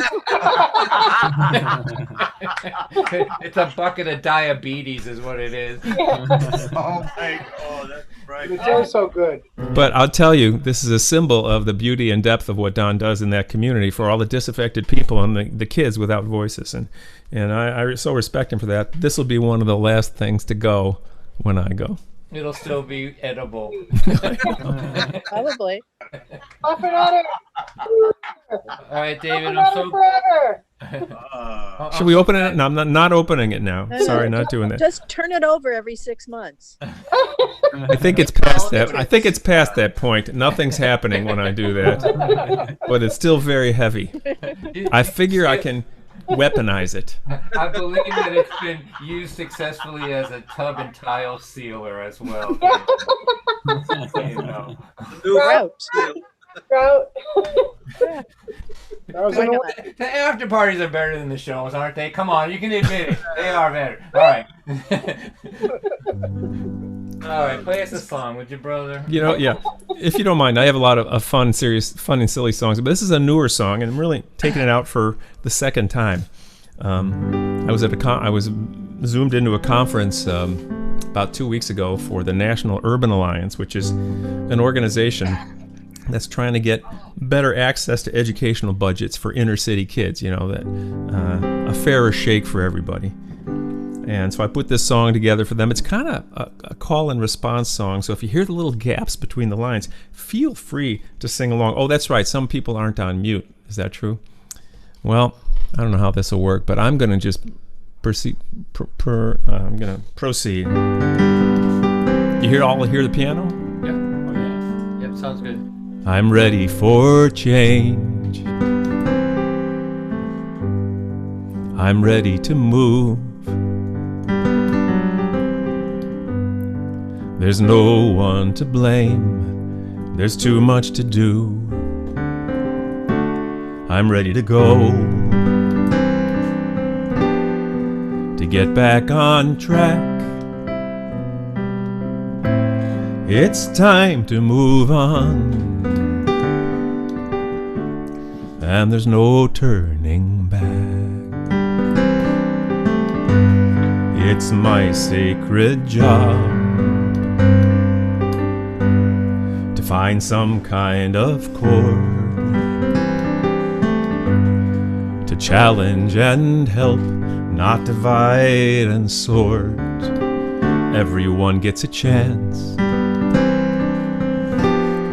with nothing to prove. And when I do my part, then the mountain will move. I'm ready to roll up my sleeves with passion and purpose, and we can achieve the high promise of truth, and to fight for what's fair, to see that all people get their fair share. I'm ready for change. I'm ready to go. It's long overdue, and a debt that we owe. Everyone gets a chance with nothing to prove. And when I do my part, then the mountain will move. When I do my part, then the mountain will move.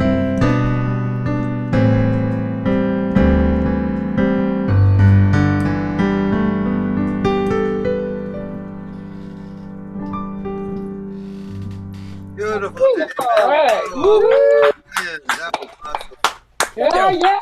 That's beautiful, David. Thank you. Beautiful. Very nice.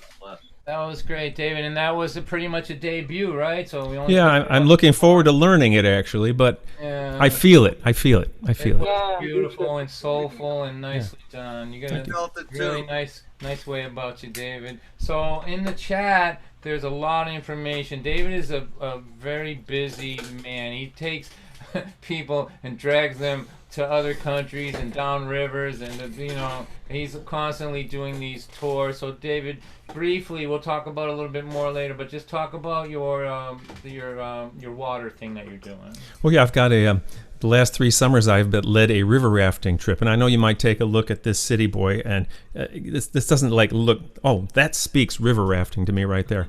No. I work with a tour company in Idaho, Middle Fork River Expeditions, and I get the people together, fans and friends, and there's about 25 of us every year. And the tour company takes over and they float us down about 75 miles of what National Geographic calls one of the 3 most beautiful river rafting trips in the world. And they take care of everything, 3 gourmet meals a day. This year, they have not canceled one tour because you're in the most clear social distancing open air ever in the middle of Idaho.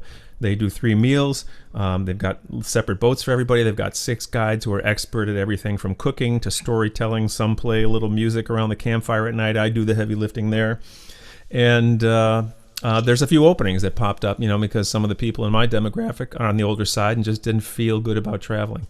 But they haven't canceled one trip this summer, and I've got a few spots in case you didn't get that European vacation you were planning on in August, or that overseas trip. You could do this side of the seas trip, and you can just ask me more at my email.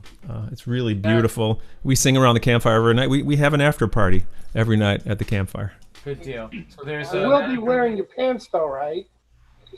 I guess I'll have to start wearing more clothes. then nobody's coming. If you're not gonna wear clothes, nobody's coming. So that's in the chat, and we'll when we come back around, we'll talk about your other things that you're doing. David's a very busy man. I want to see if David Tamulevich, are you still here, or you just have your camera on and off?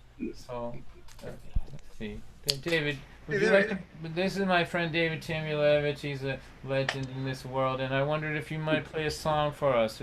Are you set up to do that, David? I am not, but I can do an a cappella song. All right, let's hear that. So this is a good friend, not just to me, but to everybody in the scene. He's an agent and a performer, and just a friend to all the venues and everybody. So let's give him a round of applause and see what he likes mustard. Mustard. Yes, I'm a member of Mustard's Retreat, and so this song is called "Root and Main." It kind of goes with David's song in a tangential way. We turn the earth in winter's shadow, knowing fall is drawing near, keeping faith with summer's promise and the turning of the year, and sing for the moon, sing for the sun, sing for the joy when day is done. No, sing for the moon, sing for the sun, sing for the joy when day is done. Simple pleasure, planting gardens, picking stone and pulling weeds, a space beyond the rush and clatter, finding something that we need, and sing for the moon, sing for the sun, sing for the joy when day is done. Oh, sing for the moon, sing for the sun, sing for the joy when day is done. Mysteries not quite forgotten, something that we now reclaim. Down through countless generations, wind and fire, root and rain, and sing for the moon, sing for the sun, sing for the joy when day is done. Oh, sing for the moon, sing for the sun, sing for the joy when day is done. Post-industrial techno-visions tell us how to think and feel. We ignore the corporate chatter and derail their grinding wheels, and sing for the moon, sing for the sun, sing for the joy when day is done. Oh, sing for the moon, sing for the sun, sing for the joy when day is done.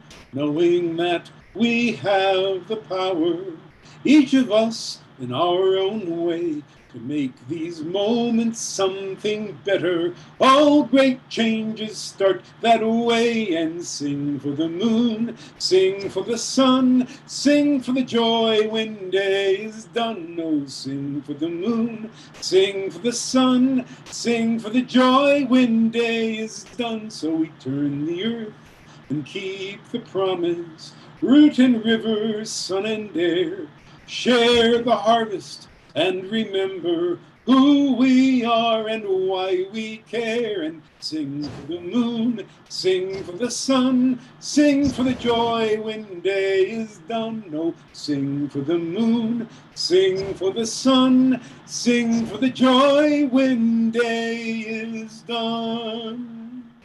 Woo! Woo! David, beautiful. Good, David. Thank you. Thank you. Thank you, David. That was terrific. Thank you, David. Yeah. David, when is your next stream coming up? Oh, yeah. Saturday, 5 o'clock. So, Brandon, you have that information. Can you put that in the chat for everybody? And that's Mustard's Retreat. That's you and Libby, right? Yes, and Libby's here tonight. Yes. Libby's here tonight. So, yeah. Saturday, 5 o'clock East Coast time. Find it on Facebook, Mustard's Retreat. And you'll find it in the chat right here at the Dawn White Psychedelic After Party. All right. So I think we'll go one more time through, but before we do that, my friend Steve Roach put in the chat that he wants to tell a story about me. I'm going to let him start that, but I want to let him know that I have tremendous muting power here if I don't like the story.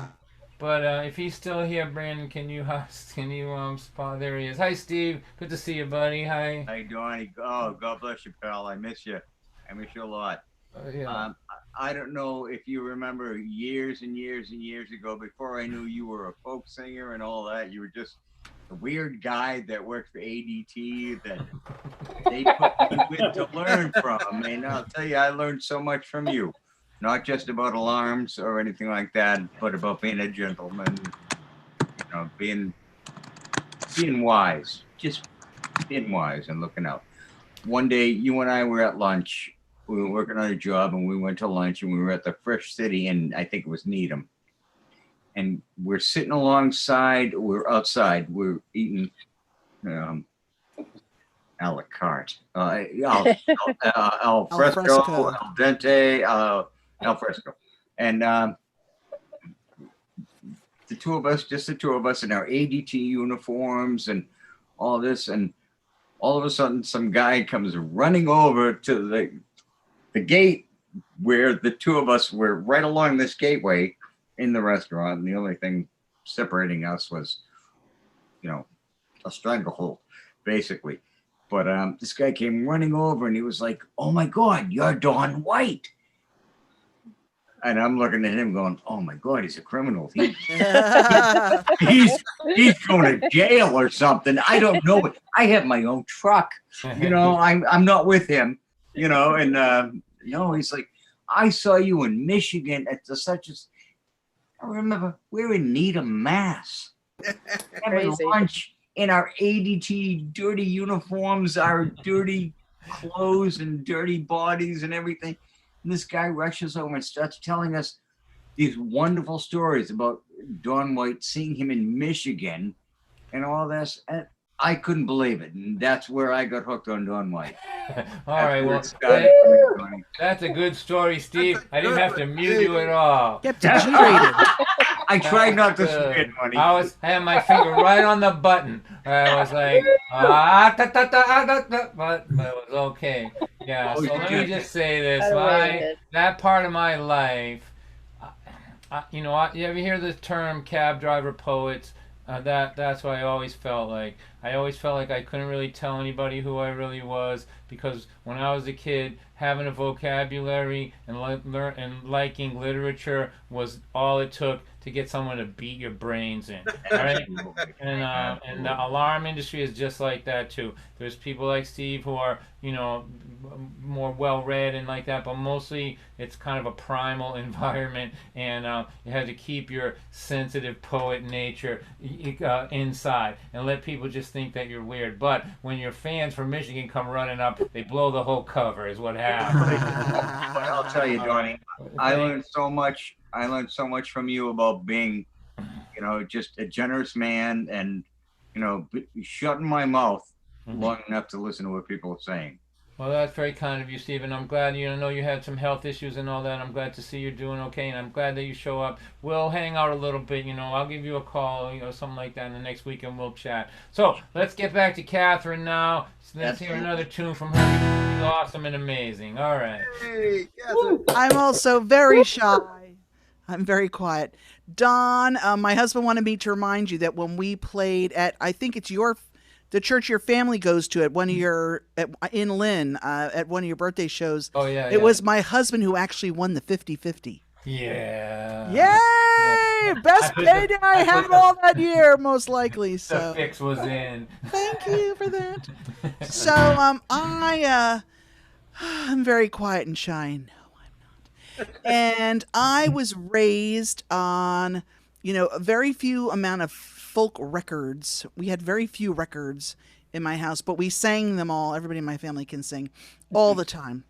And I learned almost all of my early Bob Dylan from Peter, Paul, and Mary, because that was my group growing up as a child, having a big alto voice. Mary Travers was somebody who, just spoke to me so much. And my mother, when she was 8 months pregnant with me, went to see Peter, Paul, and Mary with my dad, so I always kind of felt infused with them. So, on every record that I have recorded a Bob Dylan song. And for the record that I'm going to be doing and putting out next year, of course, I have to keep in that tradition. And I like to find ones that people that aren't always as well known. So this song on the Peter, Paul, and Mary record that it's on is, I think, 2 minutes and 14 seconds long, because they sing it so fast.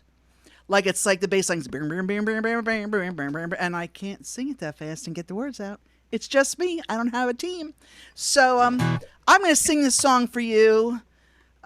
It's fairly thematic for our world today. And it's called Quit Your Low Down Ways. I hope you enjoy it.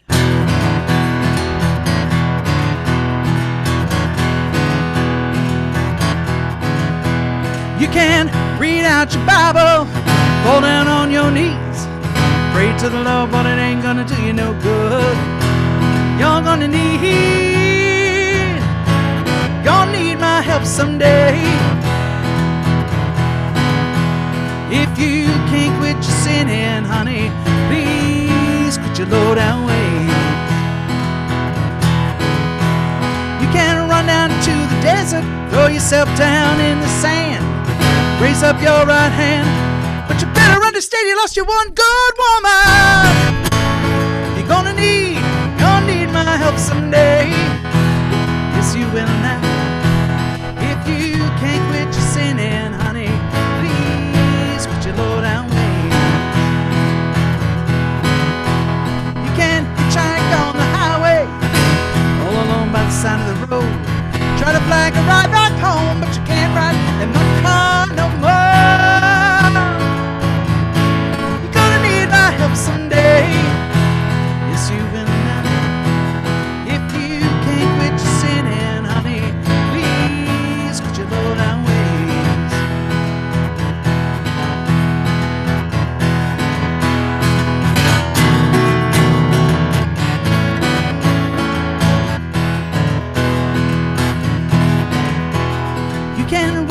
to the White House, gaze at the Capitol Dome, pound on the President's gate. You ought to know by now it's gonna be too late. You're gonna need my help someday. Yes, you will now. If you can't quit your sinning, honey, please quit your low down way. You can read out your Bible, fall down on your knees, pray to the Lord, but it ain't gonna do you no good. You're gonna need my help someday. Yes, you will now. If you can't quit your sinning, honey. If you can't quit your sinning, honey. If you can't quit your sinning, honey, please quit your low down way.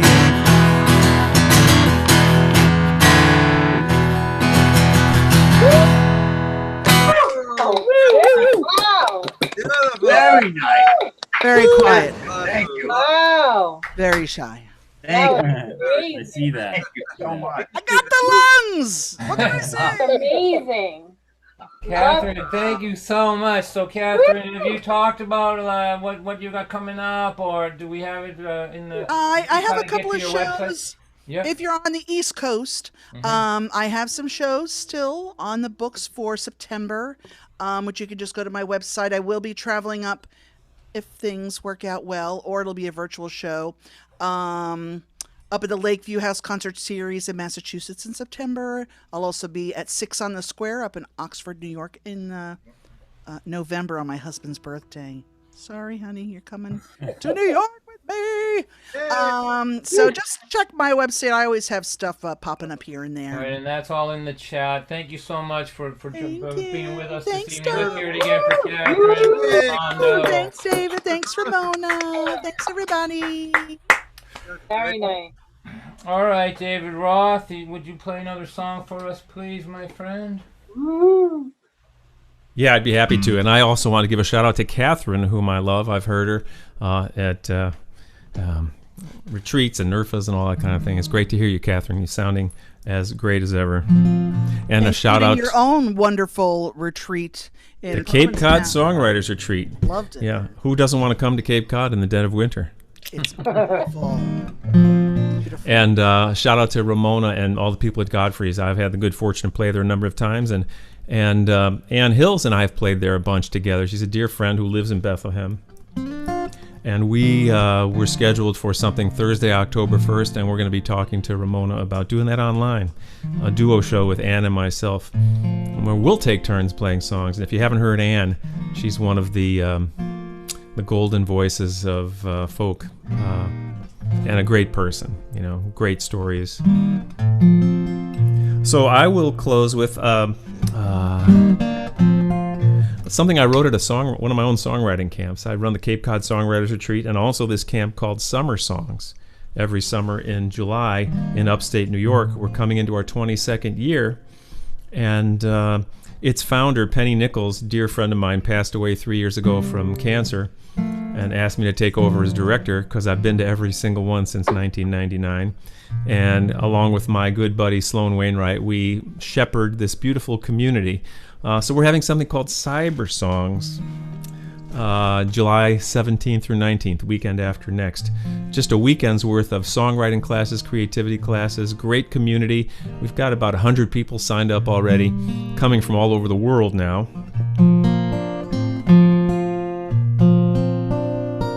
And even if you're not a songwriter, I'll tell you this, it's easy to become a songwriter.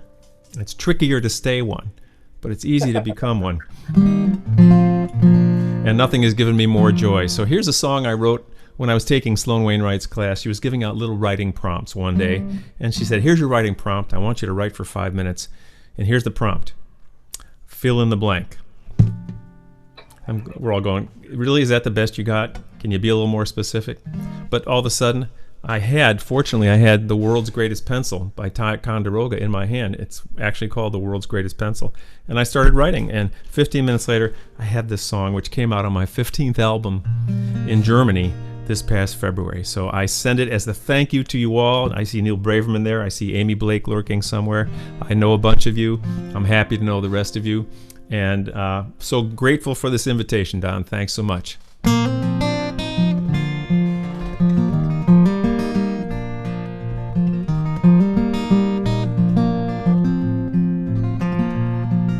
I don't know how it happened or how I came to find myself right here among you, here among my kind. Where do I send the greeting card expressing all my thanks? Thanks for giving me this time to fill in all the blanks, to fill in all the blanks, to fill in all the blanks. I have this opportunity to offer up my thanks and everlasting gratitude to be among your ranks.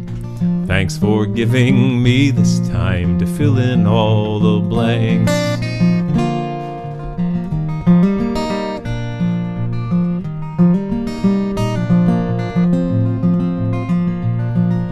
I get to make some choices, I get to write the script.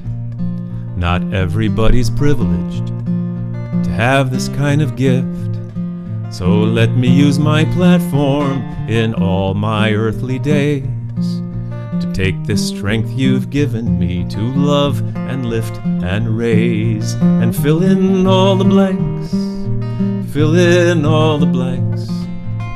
I have this opportunity to offer up my thanks and everlasting gratitude to be among your ranks. Thanks for giving me this time to fill in all the blanks.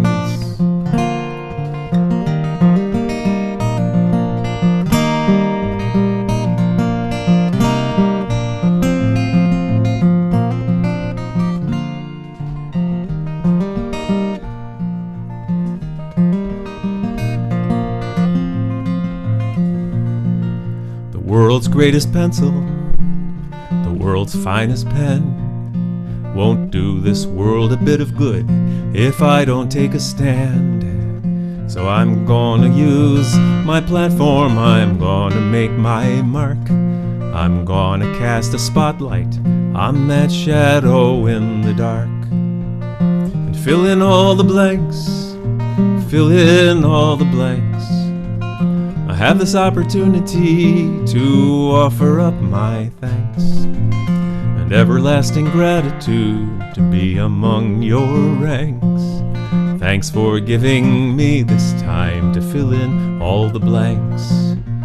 Everlasting gratitude to be among your ranks. Thanks for giving me this time to fill in all the blanks.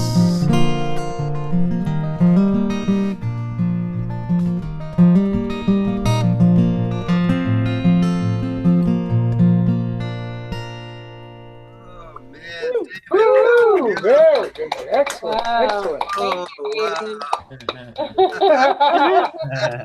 Albert knows we have the same birthday. Oh, I love it. That's great. Thanks. David, thank you so much for being with us today. I have to say this. You've dedicated your life to putting pretty good energy out into the world, and that's not lost on me. So thanks for not just for being with us today, but for what you're doing out there in the world, making it just a little bit gentler is the way I see it. So I hope our paths cross again soon, and stay in touch with me, my friend. I'm happy to, and takes one to know one, Don. There you go. Yeah. Right on both counts, David. Right. All right, so here, how are you feeling? Are you getting fatigued? The mighty 20, the mighty 19? No. I'm getting fatigued. Bring it on. This is what we're gonna do. We're gonna wind this thing down, but I'm gonna ask Libby if she wants to sing a song. Do you want to sing a song, Libby? Just say no if you don't want to. Just shake your head no. But I'd love to hear that. I'd like to hear you. Bring it on. Libby. I'm not really sure. I'm not really set up. Brandon, how's it sound? Well, Sound right? are you gonna play some music? No, I'm just gonna sing. I think it'll be all right. And you'll be good. You'll be good. All right, so Libby is the other half of Mustard's Retreat these days, and this is the show that you can see. What's the date on that, Brandon? This Saturday, the 11th. Yeah, so I think it's only fair if we let the male half sing. We should let the best half sing, right? The better half. So why don't you do us a tune, Libby, and people will know what they're going to be in store for. You guys are going to play together, right? You're going to be in the same space. Yes. All right, like First 20 show feet together. apart, 20 feet apart in a wax bubble, each one of you. We're very excited. Very, very excited. All right, go So ahead. this is an Eric von Schmidt tune called Three Mules. I wasn't expecting this, y'all. Well, I drove 3 mules for George McVeigh. Drove them 3 mules on a chain, and the 91's Judy, and the middle one's Jane. The one out on the stick, he didn't have no name. Well, let me tell you about George McVeigh. George McVeigh was half insane to have 3 mules and just 2 names. That's all I remember about George McVeigh.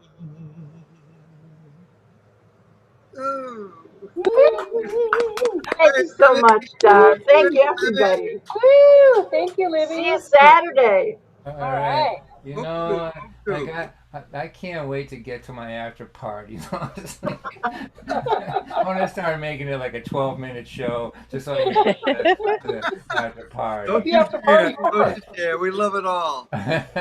All right. So as we wind down, I think what will happen is I'm going to ask my friend Matt Watrober, who just made a cameo appearance, to sing a song since we're representing Michigan so prominently here today. A lot of Michiganders. There's Matt Matrova, a dear friend of mine. David, do you know Matt? Is David still here? Yeah. Do you know Matt Matrova? Just nod up and down. Yeah. All right. Okay. So Matt, do you want to play a song for us, buddy? I'm nowhere near my guitar. If you can give me a second, I'll go grab it. All right. How about I'll play a song and then when I'm done, you'll be all right. set. All right. All right. Very good. All right. Here, let me drag something out that I don't play much. Here.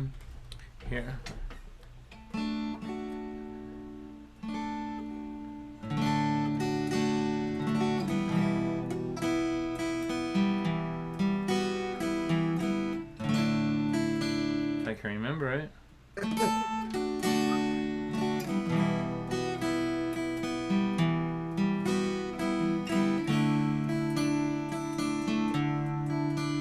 In my living room, I have a crazy box. It shows me scary things and it talks and talks. It never stops all night and day. It tells me why I should be afraid.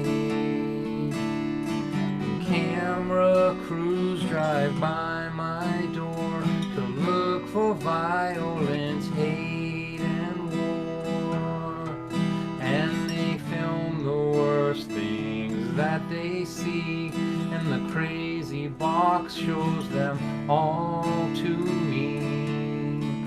It says, be afraid, stay here, be safe, don't go away to that other place. It's cold out there and the wind will blow. What we really mean is we need you so. We were in high school then. You had the bluest eyes, they were like looking into the summer sky. You pointed them at me and said, let's get away from this factory town when we graduate. And so we made a plan to go on the road to discover what our future holds. And when we told our friends and families, almost all of them said to you and me, be afraid, stay here, be safe, don't go away to that other place. It's cold out there and the wind will blow. What we really mean is we need you so. We lived on the road for several years, learned many things, conquered many fears. After that we raised our family, and when they grew up they said to you and me, we have made a plan to go on the road to discover what our future holds. That's when the summer sky began to cry. I saw the rain fall down from the bluest eyes. But we had made a vow in our younger days, if this day should come, we would never say. Be afraid, stay here, be safe, don't go away to that other place. It's cold out there and the wind will blow. What we really mean is we need you so. What we really mean is we'll miss you so. What we really mean is go on, just go.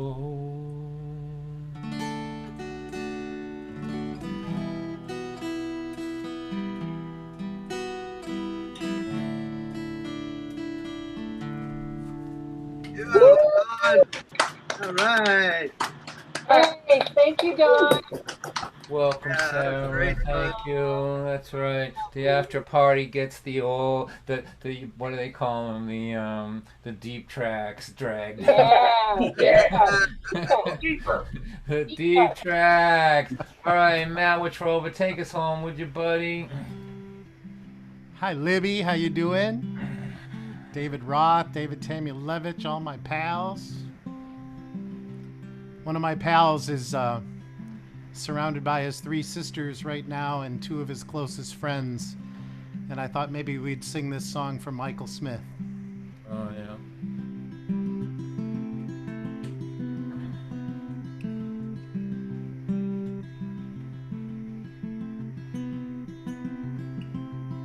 The Dutchman's not the kind of man to leave his thumb jammed in the dam that holds his dreams in.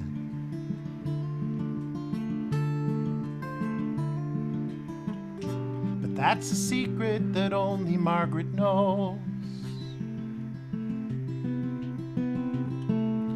When Amsterdam is golden in the summer, Margaret brings him breakfast. She believes him.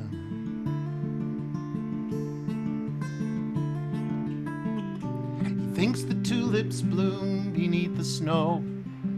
He's mad as he can be, and Margaret only sees that sometimes she sees her unborn children in his eyes. Let us go to the banks of the ocean, where the walls rise above the Zuyder Zee. Long ago, I used to be a young man, and dear Margaret remembers that for me. Oh, I can hear you. The Dutchman still wears wooden shoes, a coat and cap that's patched with the love that Margaret sewed there.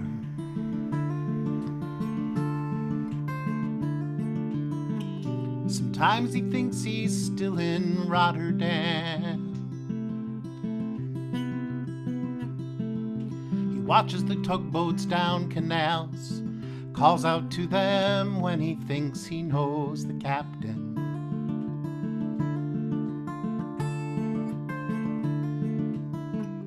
Then Margaret comes to take him home again, through unforgiving streets that trip him. Though she holds his arm, sometimes she thinks she's alone and he calls her name. Let us go to the banks of the ocean, where the walls rise above the Zuyder Zee. Long ago, I used to be a young man, and dear Margaret remembers that for me.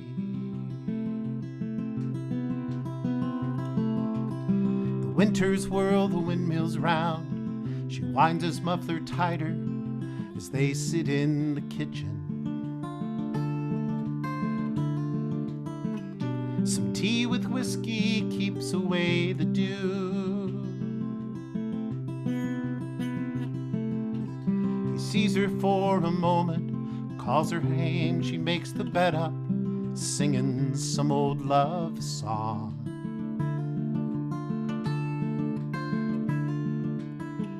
A song Margaret learned when it was very new. He hums a line or two. They sing together in the dark. The Dutchman falls asleep and Margaret blows the candle out. Let us go to the banks of the ocean, where the walls rise above the Zuyder Zee. Long ago, I used to be a young man, and dear Margaret remembered that for me. Well, if there is a perfect song, I think that's it. Let's sing the chorus together one more time. Send it out to Michael. Let us go to the banks of the ocean, where the walls rise above the Zuyder Zee. Long ago, I used to be a young man, and dear Margaret remembers that for me.